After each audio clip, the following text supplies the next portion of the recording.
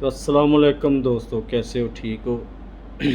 तो आज हम देखेंगे कि दुनिया के किस किस मुल्क में नामी गिरामी चोर जो पैदा हुए हैं। चलो वीडियो स्टार्ट करते हैं, ज़रा देखो। आज की इस वीडियो में हम आपको दिखाएंगे इंसानों की तारीख के 3 सबसे बड़े और खतरनाक फराडियों की नाकाबिले यकीन कहानियां। बस आपसे गुजारिश है कि वीडियो को शुरू से लेकर आखिर तक खुद भी जरूर देखिएगा और दोस्तों के साथ भी शेयर कीजिएगा और हमें कमेंट बॉक्स में ये जरूर बताइएगा कि आप कौन से मुल्क के कौन से शहर से हमारी ये वीडियो देख रहे हैं, ताकि हमें भी अंदाजा हो कि हमारी आवाज कहां कहां तक पहुंचती है।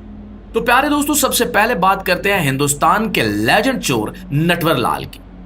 ये उस वक्त की बात है जब भारत में एक ऐसा आदमी पैदा हुआ जिसे आज भी दुनिया के सबसे होशियार और चालाक फराडियों में शुमार किया जाता है।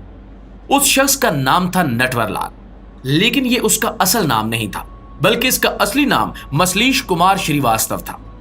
साल 1912 में बिहार के एक छोटे से गांव में आंख खोलने वाला ये बच्चा बचपन से ही अलग सोच रखता था।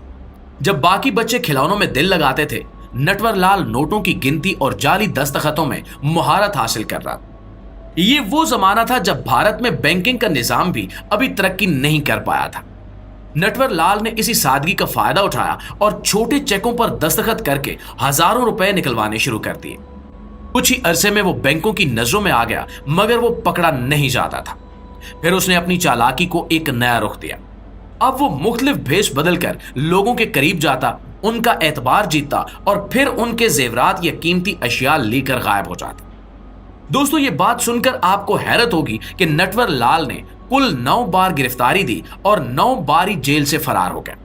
जी हां, एक बार नहीं, 2 बार नहीं, बल्कि पूरे 9 बार। वो कभी डॉक्टर बनकर निकलता, कभी पुलिस वाला बनकर, कभी किसी वजीर का रूप धारता और कभी सादा सा बूढ़ा बनकर जेल के गेट से बाहर निकल जाता। लेकिन जो फरार सबसे ज्यादा मशहूर हुआ वो था 84 साल की उम्र में व्हील चेयर पर बैठकर जेल से फरार होना। उस वक्त वो न चल सकता था, न बोल सकता था, मगर फिर भी पुलिस को चकमा दे गए। नटवर लाल ने सिर्फ चोरी चकारी नहीं की, उसने पूरी दुनिया को हैरान कर देने वाले काम किए। एक बार उसने गैर मुल्की शख्स को यकीन दिलाया कि हुकूमत हिंद पार्लियामेंट हाउस बेच रही है और उससे एडवांस रकम भी ले ली। बस यहां से उसकी शोहरत आसमान को छूने लगी और फिर उसने वो कर दिखाया जो किसी के वहमो गुमान में भी नहीं था। नटवर लाल ने ताजमहल, लाल किला और राष्ट्रपति भवन जैसी तारीखी इमारत तक फरोख्त कर डाली। अब आप सोच रहे होंगे कि ये कैसे मुमकिन है, लेकिन नटवर लाल की जुबान में वो जादू था, उसके एतमाद में वो असर था कि लोग अपना सब कुछ लुटा देते थे। जब उसे आखिरी बार गिरफ्तार किया गया तो भारत की अदालत ने 113 साल की कैद की सजा सुनाई, मगर सजा देने वाले भी हैरान रह गए जब वो 84 साल की उम्र में एक बार फिर जेल से गायब हो गया और फिर कभी ना मिला। कुछ लोग कहते हैं कि वो मर चुका है, कुछ कहते हैं कि वो आज भी जिंदा है। आज भारत में नटवर लाल को एक लेजेंड माना जाता है। इसके नाम पर भारत में 3 बड़ी फिल्में बन चुकी हैं और हैरत की बात यह है कि भारत के कई शहरों में नटवर लाल के मुजस्मे भी नस्ब किए गए हैं। गोया वो एक चोर नहीं बल्कि एक तारीखी किरदार है। प्यारे दोस्तों, अब बात करते हैं आना सुरकन की, जिसे दुनिया एना डेल्वे के नाम से जानती है। आना सुरकन का ताल्लुक रूस से था, लेकिन इसने दुनिया को यह यकीन दिलाया कि वो जर्मनी के एक बहुत ही अमीर शाही खानदान की वारिस है। 2013 में उसने अपने फ्रॉड का आगाज किया, जहां उसकी मुलाकात अमीरों, आर्टिस्ट और बड़े बिजनेसमैनों से हुई। आना ने इन सबको यह बावर करवाया कि वो एना डेल्वे फाउंडेशन की नुमाइंदा है और जर्मनी में एक ऐसा आर्ट सेंटर चला रही है जहां दुनिया के महंगे फनकार और गुलकार आकर परफॉर्म करते हैं। ये सब सुनकर बहुत से लोग मुतासिर हो गए। वो ना सिर्फ खूबसूरत थी, बल्कि बातचीत में इतनी महारत रखती थी कि बड़े बड़े बैंक और 5 स्टार होटल्स भी इस पर भरोसा करने लगे। इसने सिटी नेशनल बैंक से कर्जा लेने की कोशिश की और झूठे कागजात और जाली अकाउंट बैलेंस के जरिए साबित करने की कोशिश की कि इसके पास 60 मिलियन यूरो यानी पाकिस्तानी तकरीबन 12 अरब रुपए मौजूद है। सिर्फ यही नहीं, आना ने बैकमैन होटल जैसे महंगे होटलों में फ्री में महीनों काम किया, लग्जरी स्वीट्स में रही और बिल अदा करने का झूठा वादा करती रही। उसने जाली क्रेडिट कार्ड्स, जाली बैंक स्टेटमेंट्स, जाली ईमेल्स, सब कुछ बनाया और सब कुछ बड़े एतमाद के साथ पेश भी किया।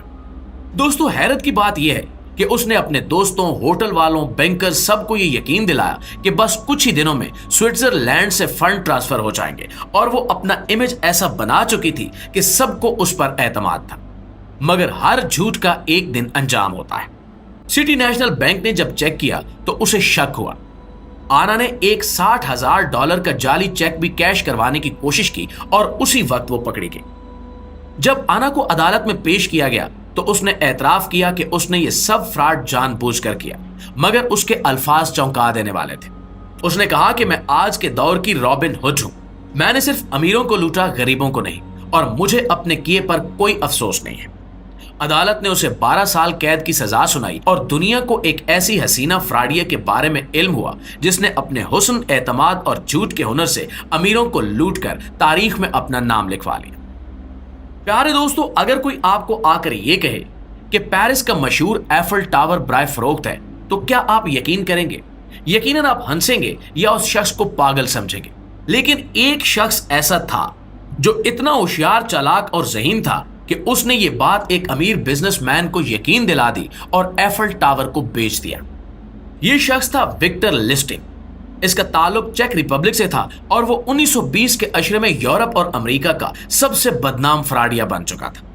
وہ ہر ملک میں جاتا، نئے نئے روپ اختیار کرتا اور بڑے بڑے لوگوں کو بے وقوف بنا کر لاکھوں کما لیتا، مگر اس کی سب سے مشہور چالاکی تھی ایفل ٹاور کو فروخت کرنا۔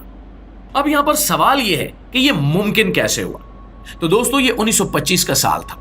فرانس کی حکومت اس وقت مالی بحران کا شکار تھی۔ ایفل ٹاور کی دیکھ بھال پر لاکھوں فرینکس خرچ ہو رہے تھے اور اخبارات میں یہ خبریں بھی چل رہی تھی کہ حکومت شاید اسے بند کر دے۔ وکٹر نے اس صورتحال کا فائدہ اٹھایا اور اس نے جعلی سرکاری دستاویزات تیار کی اور پیرس کے ایک امیر کاروباری شخص کو بلایا۔ اس نے یقین دلایا کہ وہ حکومت کا نمائندہ ہے اور ایفل ٹاور کو سکریپ میں فروخت کیا جا رہا ہے، یعنی کہ لوہے کے بھاؤ۔ بزنس مین نے بغیر تحقیق کیے 70,000 فرینکس وکٹر کو تھما دیے اور معاہدہ بھی سائن کر لیا۔ جب سچائی سامنے آئی تب تک وکٹر فرانس چھوڑ کر آسٹریا جا چکا تھا اور پیچھے صرف حیرت، شرمندگی اور اخباروں کی سرخیاں رہ گئی۔ مگر دوستو، یہ اس فراڈیے کا اختتام نہیں تھا۔ وکٹر نے اس کے بعد ایک نیا کام شروع کیا جو اور بھی زیادہ خطرناک تھا۔ اس نے ایک جعلی مشین تیار کی جسے اس نے نام دیا رومی نین باکس۔ یہ مشین لوگوں کو دکھاتی تھی کہ یہ اصلی $100 کے نوٹ چھاپتی ہے، اور کمال کی بات یہ تھی کہ وہ واقعی مشین سے کچھ اصلی نوٹ نکالتا تھا تاکہ لوگوں کو یقین دلایا جا سکے۔ اصل میں وہ پہلے سے نوٹ رکھ دیتا تھا اور مشین محض ایک ڈبہ ہوتی تھی۔ اس مشین کو وہ ہزاروں ڈالر میں فروخت کرتا اور جب خریدار بعد میں مشین کو استعمال کرنے کی کوشش کرتا تو اسے پتہ چلتا کہ وہ صرف اور صرف بے وقوف بن چکا ہے۔ دوستو، اس نے صرف عام لوگوں کو نہیں بلکہ امریکہ کے سب سے خطرناک مافیا ڈان الکپون کو بھی چکمہ دے دیا۔ وکٹر نے الکپون کو کہا کہ وہ ایک بڑا بزنس شروع کر رہا ہے اور $50,000 کی فوری ضرورت ہے۔ وہ کہتا ہے کہ پیسہ محفوظ رہے گا، اور حیرت کی بات یہ ہے کہ الکپون نے یہ پیسہ اسے دے بھی دیا۔ کچھ دن بعد وکٹر نے وہی پیسہ واپس لوٹا کر کہا کہ معاف کیجیے، میرا پلان فیل ہو چکا ہے۔ الکپون نے سوچا کہ یہ بندہ تو بڑا ایماندار ہے اور بعد میں وکٹر کو مزید پیسے بھی دیے۔ اگر آپ کو یہ ویڈیو دلچسپ لگی ہے تو ہماری ویڈیو کو لائک کرنا مت بھولیے گا، اور ہمیں کمنٹس میں ضرور بتائیے کہ ان سب فراڈیوں میں سے آپ کو سب سے زیادہ چالاک کون لگا۔ کیا وہ نٹور لال تھا جس نے تاج محل بیچا، یا وہ آنا سورکن تھی جس نے امریکہ کے بینکوں کو ہلا دیا؟ اور اگر آپ چاہتے تو ویڈیو اچھی لگی ہے تو چینل کو سبسکرائب کر لیں، اور کمنٹس باکس میں ضرور بتانا ہے کمنٹس کر کے کہ کس طرح آپ کو ویڈیو اچھی لگی ہے یا نہیں لگی ہے۔